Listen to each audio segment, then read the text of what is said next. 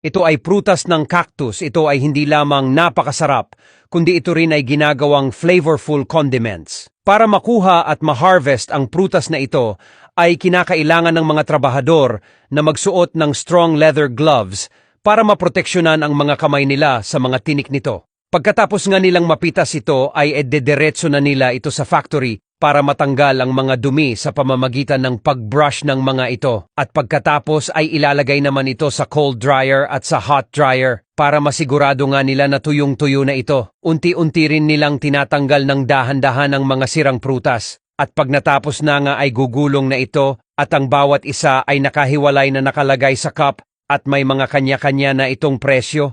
At pagkatapos ay ilalagay na ito sa isang box na naaayon sa sukat at timbang ng mga ito. Pagkatapos nga ay dadaan na naman ito sa proseso kung saan ay dudurugin ito gamit ang grinder. Pagkatapos ma-filter ito sa makina ng vibrating sieve, ang pulang prutas ay ililipat sa isang large hooper. At para ma-filter ito ng maayos, ay ilalagay na ito sa isang filter machine. Ay ipaprocess na naman ito at ilalagay sa pasteurization tank para tanggalin ang mga natitirang bakterya. Ang trabahador ay ipapump ang katas para malagay sa balde na may plastic bags at ilalagay na ito sa freezer para ma-freeze. Ang katas ay sinusupply ito sa mga food and beverage industry para gamitin sa pag-flavor ng isang variety na produkto.